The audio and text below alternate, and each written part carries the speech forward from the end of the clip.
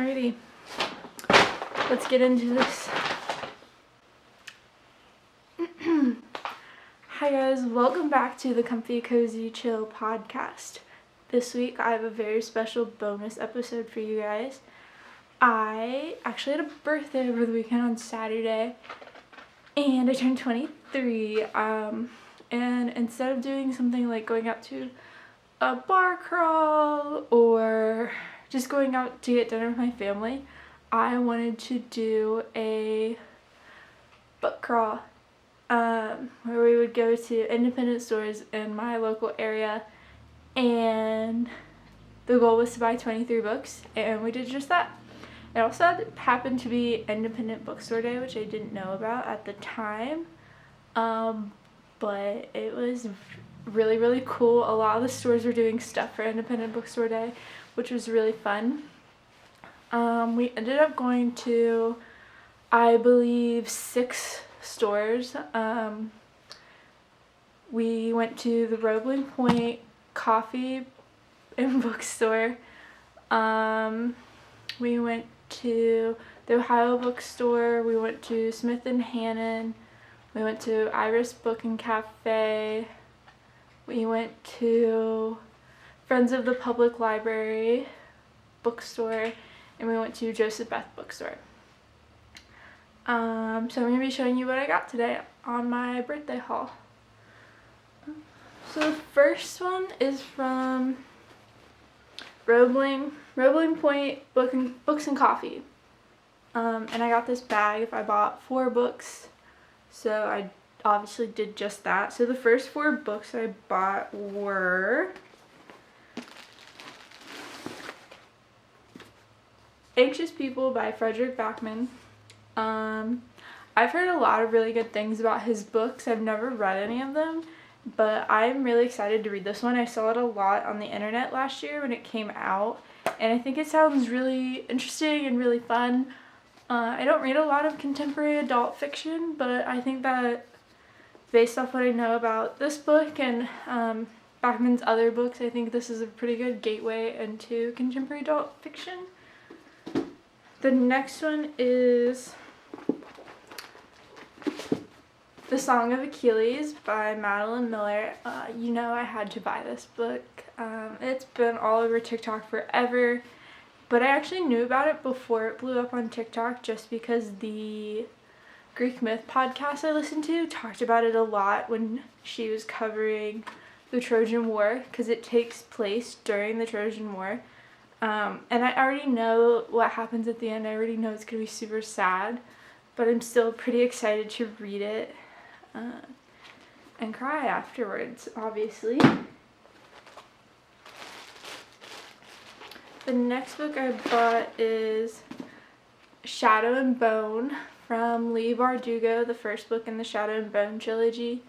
I actually just finished the trilogy last week. I got all the books from the library, and I ended up loving it so much that I wanted to buy all of them when I was out and about.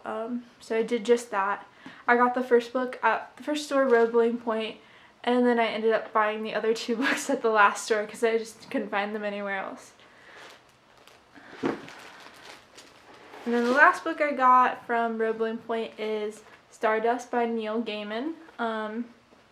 I've never read any of Neil Gaiman's books, but Stardust, the movie adaptation, was one of my favorites growing up as a child.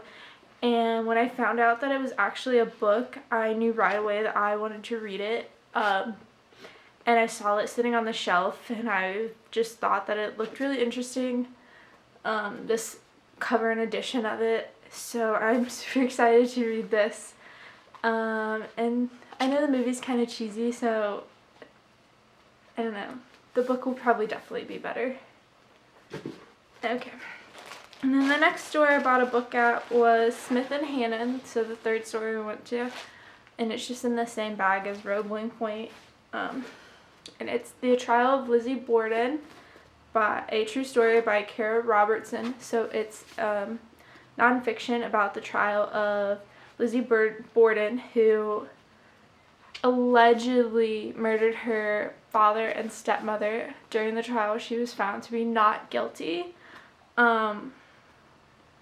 but it was a really big trial. I know a lot about the case, but I'm excited to read more about it and dive into stuff I didn't know and haven't learned yet. I'm a huge true crime fan, and this story is super interesting to me just because of all of the theories and other stuff that goes on within the case. And then at the 2 stores that we went to before the Friends of the Public Library, I ended up not buying anything just because there was nothing there that really interested me. But at the Friends of the Public Library, I ended up buying 11 books. So I'm going to go through those really quickly.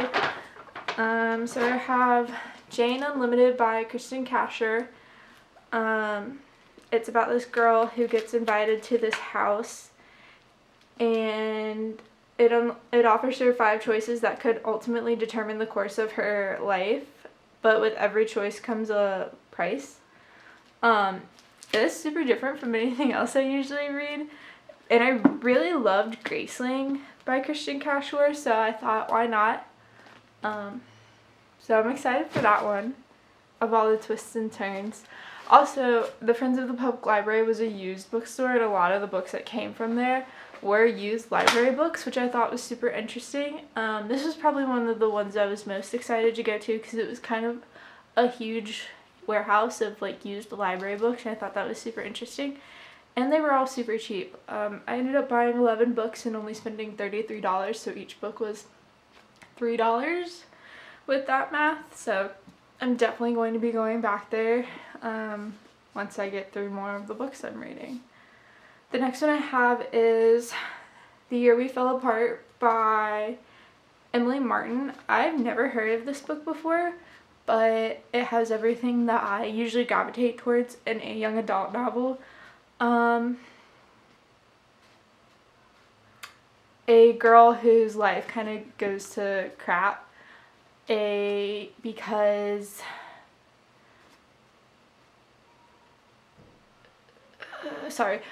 her life just kind of goes to crap, and she doesn't have her best friend anymore because they had a falling out, and then they come back together, and she realizes that, you know,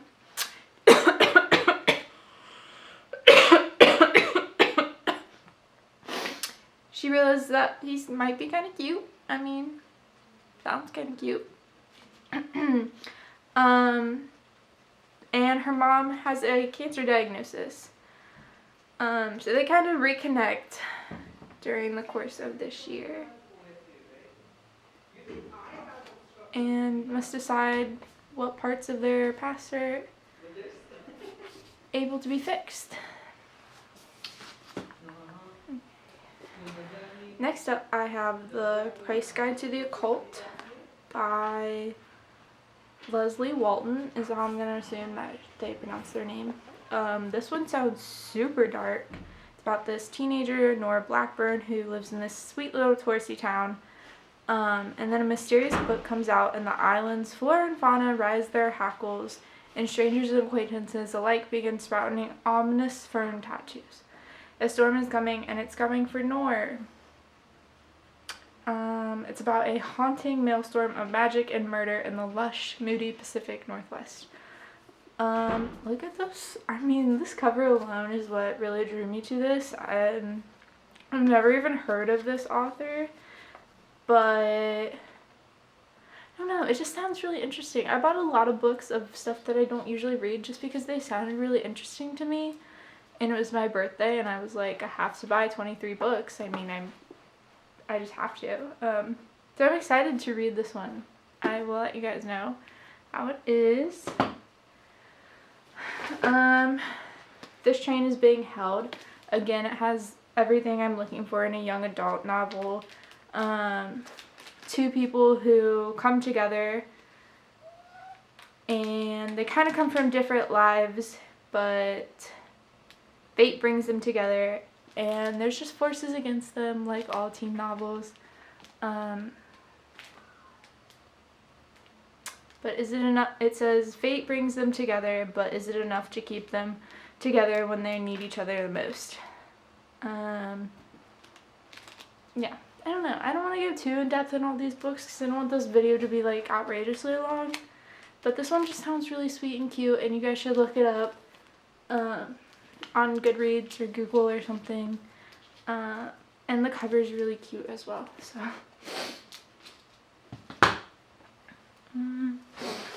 this one is The Girl Who Reads on the Metro by Christine Ferrer. It's in French. I did take 2 semesters of French, but I don't know how to pronounce his name, so here it is. It's about this woman who reads on the train, lives in Paris. She has a pretty normal life, and she dreams up stories of strangers sitting across from her reading books. And then one morning, she's avoiding work and finds herself standing outside a rusty gate with a book, and unable to resist, she walks through the gate into the bizarre and enchanting lives of Solomon and his young daughter Zaid. And then she agrees to become one of the booksellers that Solomon arrives to take books out of his shop and into the world and match them with their ideal reader. I don't know, this one, I saw this and I thought it sounded super cute, so I pulled it off the bookshelf and I was right. And I'm excited. And so my camera actually ran out of room on my card, so I had to free up some space. I hope the last one did not get cut off, but yeah. So the next book I have is The Lighthouse Keeper's Daughter by Hazel Gaynor. It's historical fiction, and it intertwines the lives of Grace Darling, who was from Northumberland, England in 1838, who enjoys a quiet life at her long stone white lighthouse. But her solitude is interrupted when her and her father rescue survivors of a shipwreck, and she becomes celebrated throughout England, a heroine of her time. And as she grows more famous and popular, her friendship with George Emerson, a visiting artist, grows as well, and he captures Grace with her brushes, and she in turn captures his heart. But as her accounts of heroism escalate, she wonders if she has the courage to endure the relentless glare of fame. Fast forward to 100 years later, 1938, in Newport, Rhode Island, 19 years old and pregnant Matilda Emerson arrives in America in disgrace, sent from her home in Ireland to stay with Harriet Flattery, a reclusive relative and keeper at the Rose Island Lighthouse. There, Matilda finds a half-finished portrait that opens up a window into her past, and she sets out to discover the connection between a Victorian heroine and her own family. And I don't know, it just sounded really good. I haven't read much historical fiction, but history is one of the things that really interests me. And I like how it goes back and forth between the two characters, which sounds really interesting, and it just sounds like it's about 2 strong female characters, and I love that, so I'm stoked to read this one. Next, I have 2 books by David Arnold, so when I read them, I will probably do a marathon read of the 2.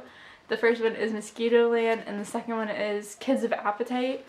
Mosquito Land is about a girl who goes on a road trip to visit her mom after she finds out that her mom's sick back in Ohio after her parents get divorced, and she is kind of forced to move with her dad. And the journey takes some unexpected and hilarious turns as the girl encounters a couple of very eccentric traveling companions from all over the map. And what begins as a simple road trip turns out to be exactly what Mim, the character, needs to confront her own fears and define for herself what it truly means to be okay.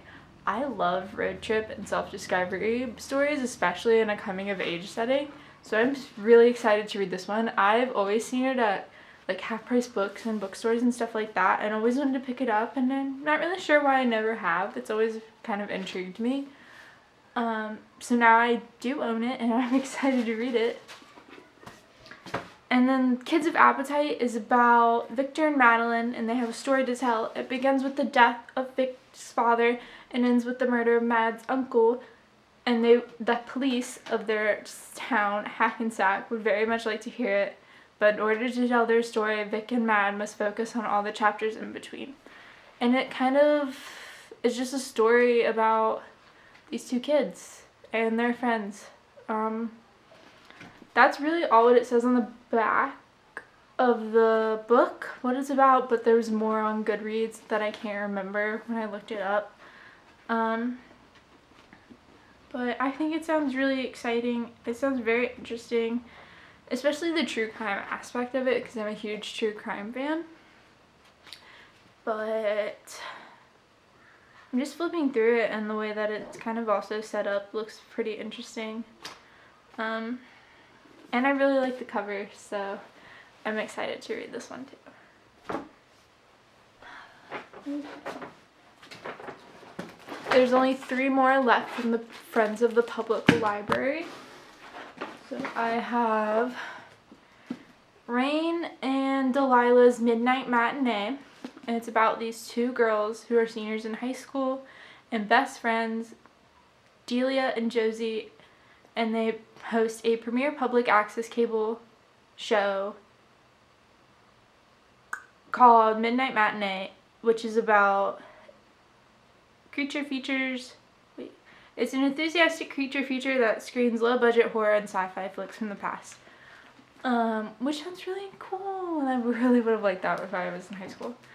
And it kind of goes back and forth. I don't know if it goes back and forth between Josie, but it's about Josie, who is dreading graduation and tries to decide whether or not she wants to leave for a big university and chase her dream in mainstream TV, or stay behind with Lawson, one of the show's guest performers, a talented MMA fighter with a weakness for pancakes, fantasy novels, and Josie.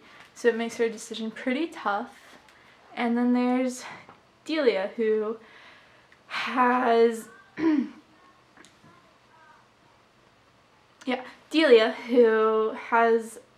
only one connection left to her dad, which are scary movies, after he abandoned the family years ago.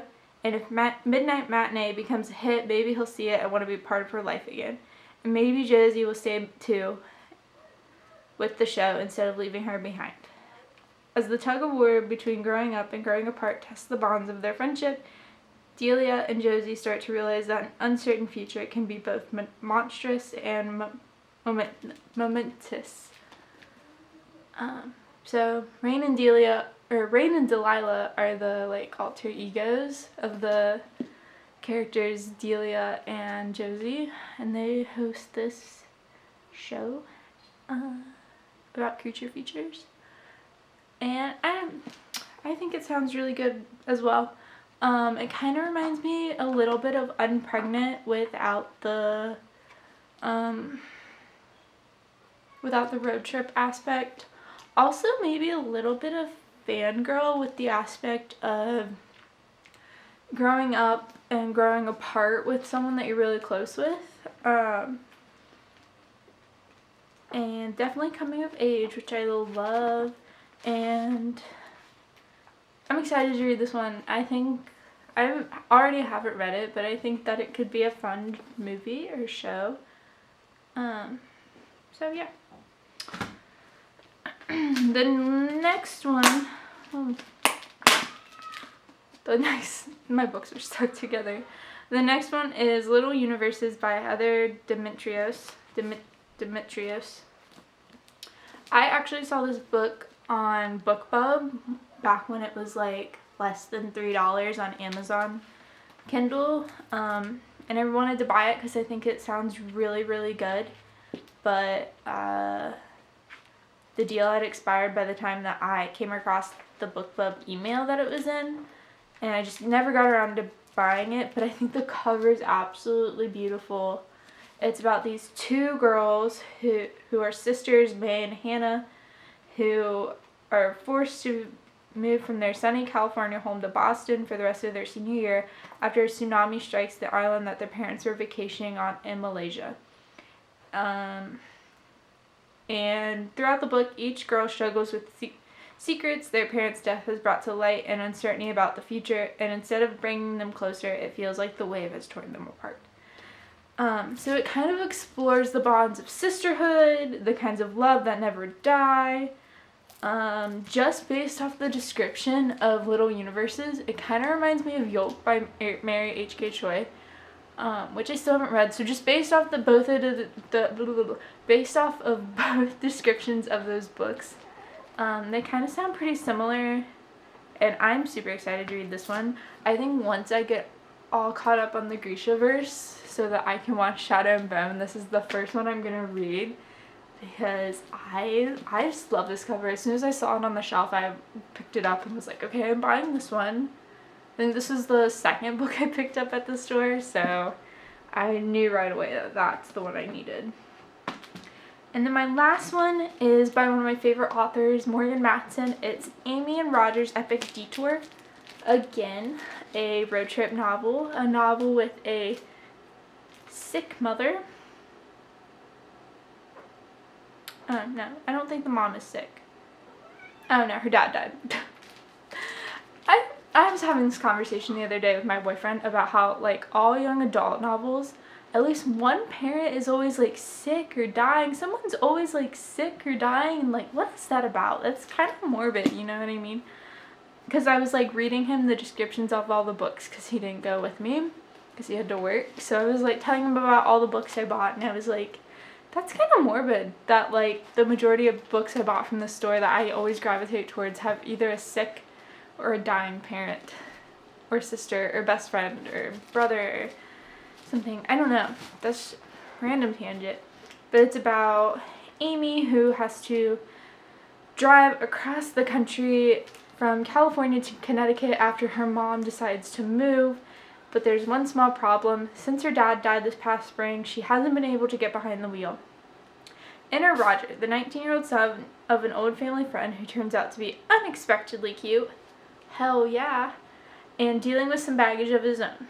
So they drive across the country and travel the loneliest road in America, seeing the Colorado mountains, crossing the Kansas plains, and visiting diners, dingy motels, and Graceland, which were definitely not on the itinerary, but it sounds really fun. I have always wanted to get this book and read it because I've read almost all of Morgan Matson's other books except for this one and Second Chance Summer. And when I saw this, and I just knew that I had to buy it. Since I wanted to read all the other ones, I knew that I needed it. So my cat is getting into something over here. Kitchen, come here, come here, come here, come here, come. You want to play in this bag? Get the bag. Okay. But it kind of reminds me of Jennifer E. Smith's You Are Here, or the book Kissing in America. I don't remember who it's by, but the cover is really pretty because it's like a neon sign that's pretty similar from, like, you know, the small roadside motels, kind of like the one in Schitt's Creek. But both of those books kind of have the same vibe to this one, so I'm excited for this one, most definitely, especially since it's from Morgan Matson. Okay, so the last store is Joseph-Beth Books. I bought 7 books there, and I really like Joseph-Beth Books. It's kind of like a Barnes & Noble, but it's locally owned. So I feel a little bit better going there and supporting a locally owned indie business than going to Barnes & Nobles, because I don't buy new books very often. I usually buy used books. So when I do want to buy a new book, I go to Joseph-Beth Books. And I'm really excited about all the books I got here too, mostly because they're all books that I wanted to get and didn't find at any of the other stores. So the first one I have is 10,000 Doors of January, which is by Alex E. Haro. It's about January Scholar, who is the ward of wealthy Mr. Locke, and she feels a little different from the artifacts that decorate his sprawling mansion, carefully maintained, largely ignored, and utterly out of place. But when she finds a strange book, one that tells the tale of his secret doors of love, adventure, and danger, for the first time, January realizes that she can escape her story and sneak into someone else's. This is adult. That's all I know about it. I assume that it's probably fantasy. So adult fantasy. Contemporary, I would definitely guess. I saw this book on TikTok. I knew nothing about it except that the cover was really pretty, so when I saw it, I picked it up and was like, yes, this feels right. It was either this or The Last Apothecary, and I heard mixed reviews on The Last Apothecary, and I kind of like the cover of this one a little bit more. Plus, The Last Apothecary was a hardcover, and this was a paperback, so those are kind of what went into my choices. Since I also didn't really know anything about this book, but I think it sounds very interesting, and I look forward to reading it.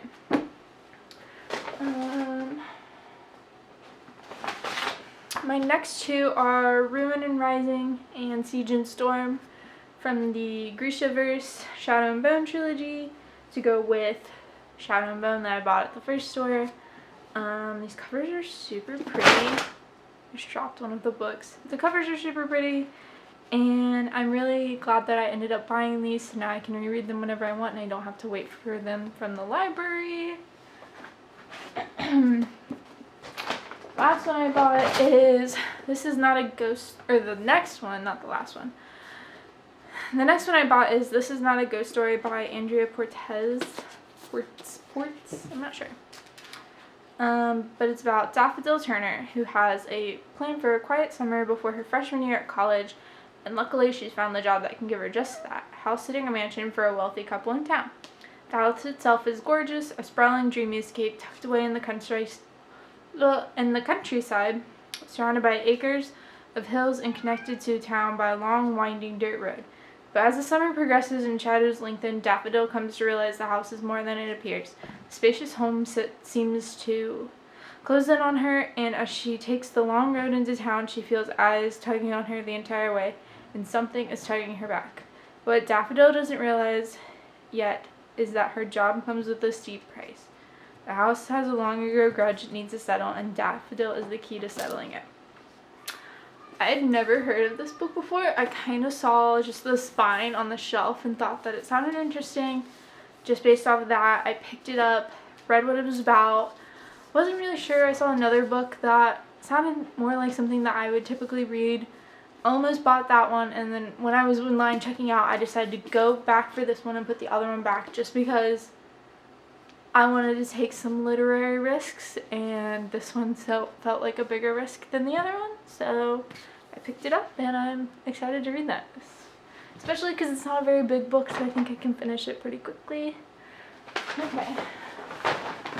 And then I have a lightning round because I have less than 2 minutes before my card runs out again.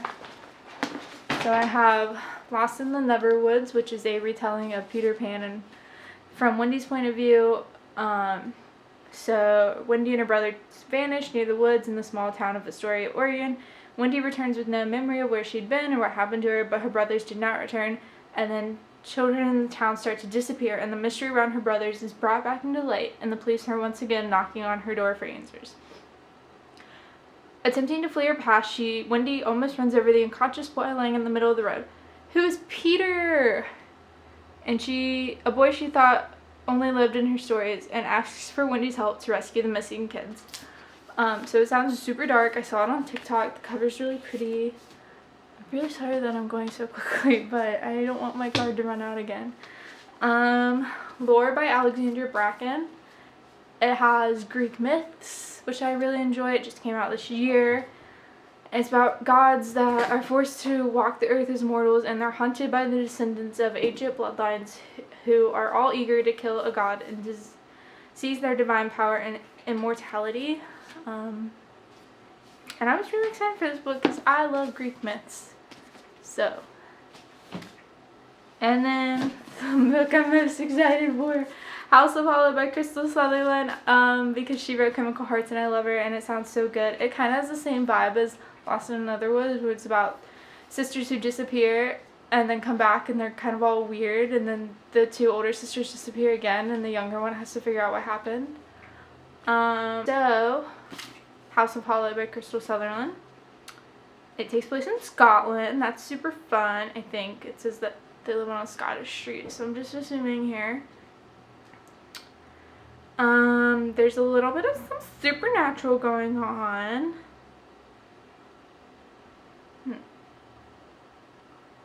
I'm just reading what it's about.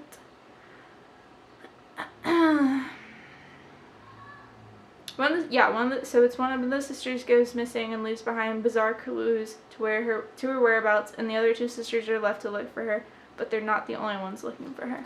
So it sounds really interesting. I love Crystal Sutherland's work. The cover is beautiful, and I am so excited to read this one.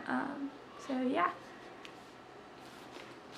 Okay, so those are all the books I bought on my book crawl.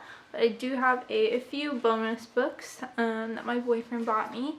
So the first one is The Devil in the White City.